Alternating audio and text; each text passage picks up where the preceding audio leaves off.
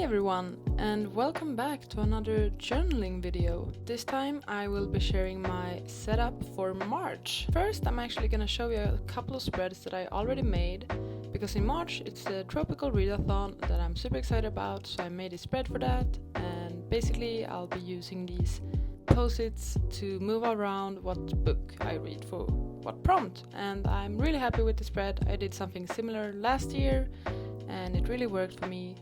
And here's the specific team challenge spread. Let's just get to the actual journaling. So I'm gonna do my title page, and I'm just gonna say this straight out already. This ends up not looking that great, to be honest.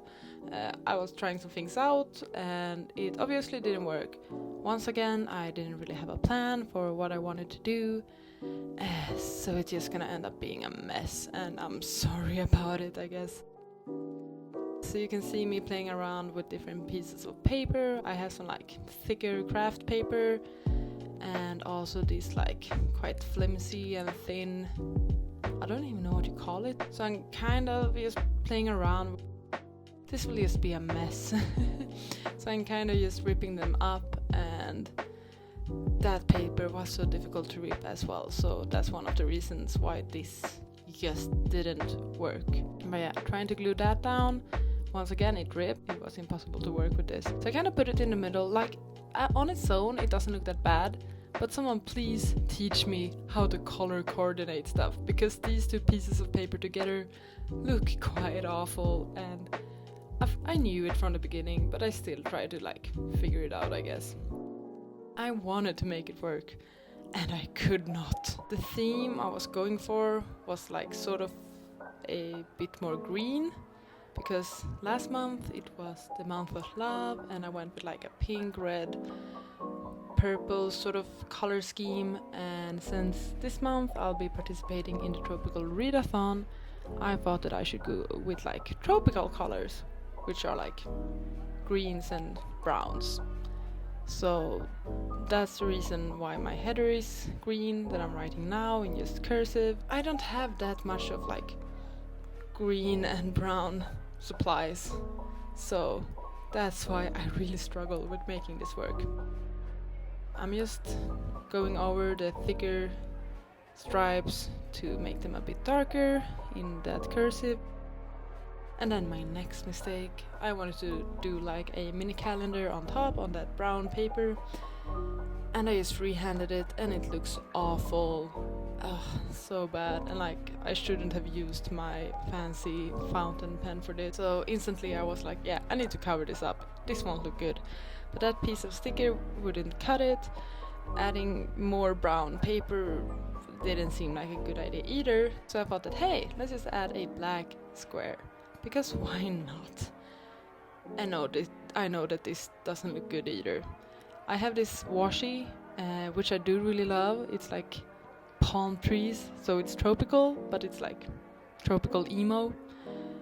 But I mean, none of this goes together, like the text and that black square and then the brown papers, and it's a mess, and I'm sorry about it, but it's just the way it's gonna be now. And now I actually try to plan out my writing as well, so it's not as scribbly and uneven.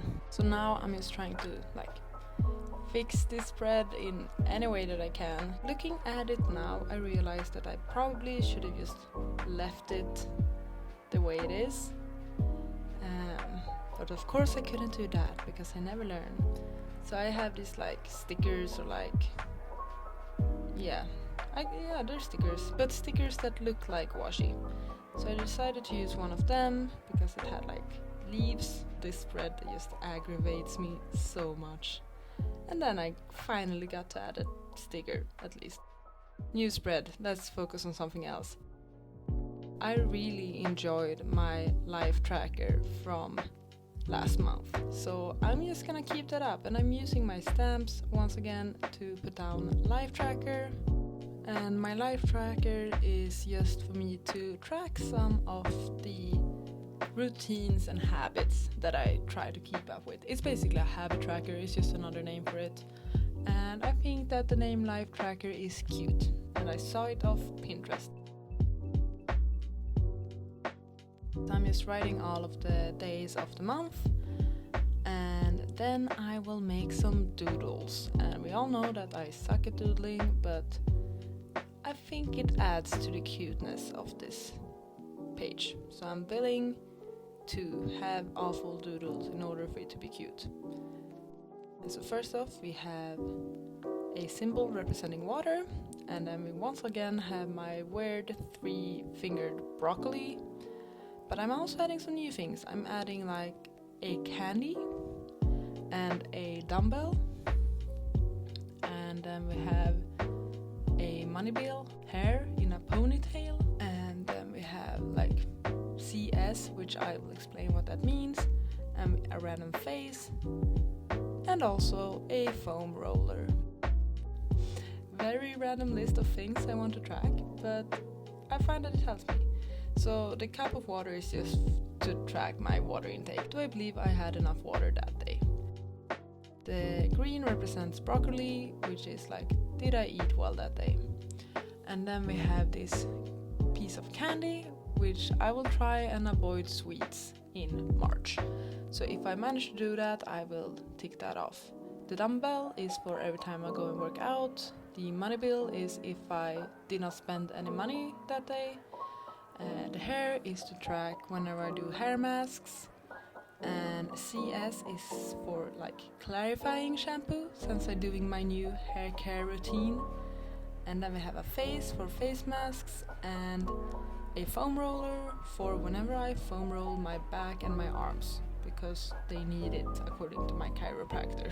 Next page we have my books read. This is actually a page that I added after I made my initial February setup, and I really enjoyed it. I thought it was quite fun to just have a simple page where I could look back at the books that I have read that month, because of course I do typically have a specific TBR like I did last month, but sometimes I read books outside of that TBR, and it's nice to just have them all collected. So very simple spread, just use my stamps. Now I'm just adding a few pieces of washi, and I was kinda happy with that spread then. I thought it looked cute.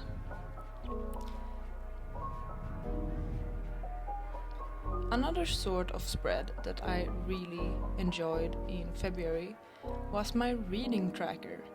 I made a specific reading tracker, or like 2 specific reading trackers to be correct, where I track both my audiobook reading and my text reading, so to say. So basically I will make a bunch of squares representing each day of the month, and then I will just fill in what days I listen to audiobooks and what days I read either physical books or digital books. I have just really enjoyed this spread, and I have these prints of books that I'm just adding in, and then I just need to look back at my previous spread to see how the spacing was for each of the boxes, basically. And then just go to town and have fun with it. This always takes a while, and I do get annoyed by it, but then it does look quite nice. Just measuring them up, trying to get it done as quickly as possible. I don't have the patience to use a ruler for this, so I just freehand it. I think it looks fine. Then I went in with a grey pen to just fill in each day in their box, and then I used a grey highlighter to do like a drop shadow of each box, because I did it last month and I thought it looked cute, so I wanted to do it again.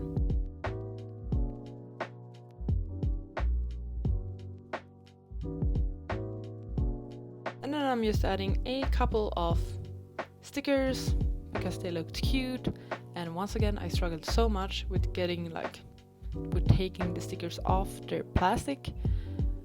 But I really did enjoy this spread at the end. I think this is actually my favorite spread of the month. I think it looks cute, not too much, thankfully, and also very useful and practical. So yeah, fulfilling all of the things that should be fulfilled with a bullet journal. Next spread is something new that I want to try out, and that is a content calendar. In March, I think I will try to post videos based on a schedule. Normally I just post videos whenever I want to, whenever I have something filmed, whenever I have something edited and prepped, I usually just edit a video, and when I'm happy with it, I just want to post it instantly and be done with it. But it would be interesting to see how well a schedule would work for me. And I feel like March is a good month to try it out with.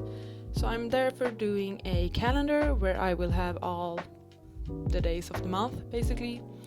And I will try to set deadlines for me for when I should film and like upload videos, I guess. And we're just gonna have to see if I manage to stick to that schedule, I guess. I will try and do like a bit of color coding with this spread in regards of like when I want to post a video and when I actually post it. The gray color is for deadline, so when I hope to post a video, and the green color will be for when I actually published the video. And by the end of the month I should have a better idea if I can work well with an uploading schedule or not. If you have any preferred days, I guess, for when you like to see videos, please let me know. I have no clue. I'm thinking about trying it and go for like Thursdays and Sundays perhaps. I'm not sure if I will be able to post 2 videos a week either. We're gonna have to see. I'm just adding a sticker, or multiple stickers actually, to the bottom of that page. And then on the page beside it, I will just write down some of my video ideas. These 2 pages kind of go hand in hand, that I will probably write down my video ideas, and then I will somehow color coordinate them and put them down in that content calendar, and perhaps try and keep track of when I film a video, when I edit a video, and when I publish the video. Because at the current moment I don't really have any idea at all how much time I spend per video and how many days it takes for me from the moment I film a video until it's been uploaded. So I think it will be interesting to see.